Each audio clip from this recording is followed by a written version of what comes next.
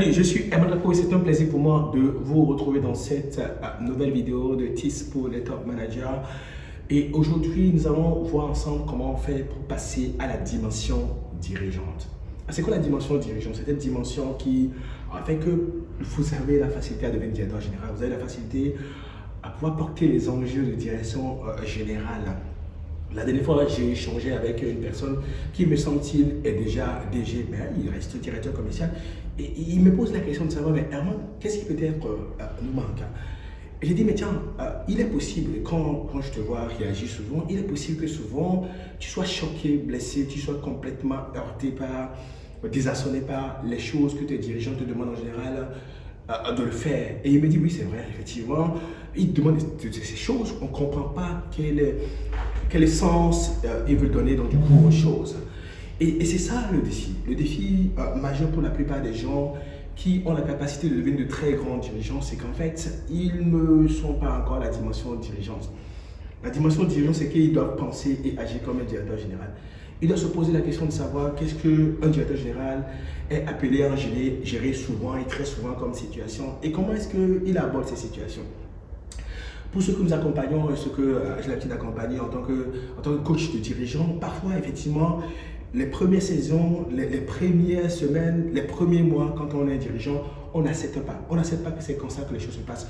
On lutte contre la réalité. On lutte contre la réalité du job. Je me rappelle, j'accompagnais une dirigeante et puis il y avait tellement de situations absurdes et inédites, complexes et difficiles qui s'enchaînaient. Si bien que elle et moi, quand une situation sortait, inédite, absurde, incompréhensible, intolérable, sortait, on avait l'habitude d'entonner une chanson, c'est-à-dire ça fait partie du job. Aller et s'élever à la dimension dirigeante, ça commence par se demander, si je dois devenir dirigeant, si je dois devenir directeur général, si je dois prendre un poste de directeur général, est-ce que je sais exactement qu'est-ce qui fait partie du job? Est-ce que c'est en général qu'est-ce qu'on est appelé à faire lorsqu'on a cette dimension-là? Je me rappelle un jeune que je coachais qui travaille chez un Big Four en tant qu'expert comptable stagiaire et je lui ai dit, mais tiens, de quoi est-ce que tu rêves? Quel est ton rêve dans la vie? Il dit, l'un de mes rêves, c'est de devenir président de la République. J'ai dit, tu es sûr que tu veux devenir président de la République? Il m'a dit, oui, ok, très bien. Réfléchis et puis va chez toi, réfléchis et demande-toi qu'est-ce qui fait partie du job de président de la République. La séance suivante, il est revenu me voir et puis m'a listé ce qui fait partie du job de président de la République. Il a cité toutes les choses possibles sans citer une chose importante, à savoir tuer des gens. Je lui ai dit, mais tiens, est-ce que tu sais que si tu veux devenir président de la République, tu dois pouvoir tuer? Il dit, comment ça? Non, moi je ne vais pas tuer des gens. Il dit, ok, tuer des gens, tuer quelqu'un, demander à ce qu'on élimine une personne, devoir tuer pour protéger le pays, devoir tuer pour protéger la souveraineté nationale, devoir tuer pour protéger son pouvoir, devoir tuer pour pouvoir protéger son intérêt, devoir tuer pour pouvoir exister, fait partie des choses que le président de la République est appelé à faire. Ça fait partie de son job. Et quand il refuse de le faire, donc il refuse d'être à la dimension du job.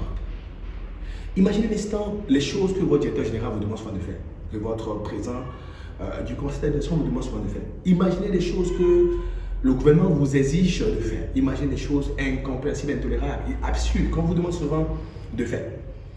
Et que vous voyez que votre directeur général finit par céder.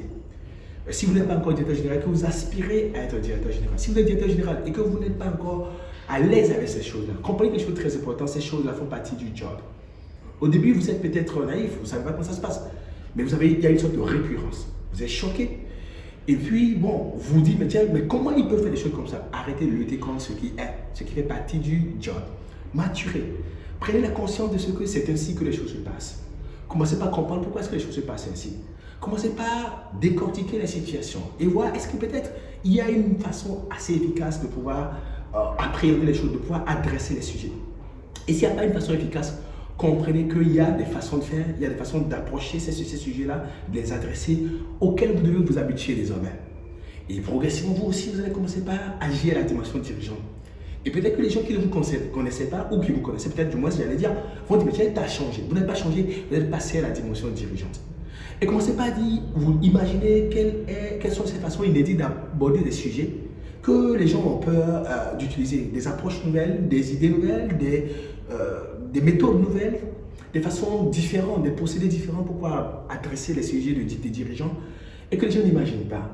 Des choses qu'il faut tenter avec courage et que la plupart des gens ne tentent pas de faire. Et progressivement, vous allez passer à une dimension supérieure en tant que dirigeant. Ce n'est pas un exercice très aisé. Et tout dirigeant qui m'écoute sait que ça n'a pas été quelque chose de très simple pour lui. Et beaucoup de choses se débattent encore. Mais je vous dis quelque chose de très important. Quand on est dirigeant, les valeurs d'avant ne comptent pas. Quand on est dirigeant, les principes d'avant ne comptent pas. Les expériences d'avant ne comptent pas. Parce qu'on rencontre tellement d'expériences inédites que c'est quand on sait se préparer à savoir ce qui fait partie du job qu'on produit des niveaux supérieurs, qu'on arrive à relever le défi. Si vous demandez comment se lever à la dimension dirigeante, nous avons un programme qui s'appelle le NESCIO. Le NESCIO est un programme au cours duquel nous accompagnons les gens qui désirent devenir directeur général ou qui sont directeurs généraux à s'élever en termes d'état d'esprit, à s'élever en termes d'approche, à s'élever en termes de stratégie, à la dimension du job pour être sûr de ce qu'ils peuvent le faire. Nous coachons des dirigeants qui font des croissances extraordinaires en termes de chiffre d'affaires, en termes de nombre de dirigeants fabriqués, en termes de résultats nets. Et nous sommes pressés d'être à vos côtés et de vous accompagner à passer à ce next stage-là, à devenir le next CEO efficace et performant.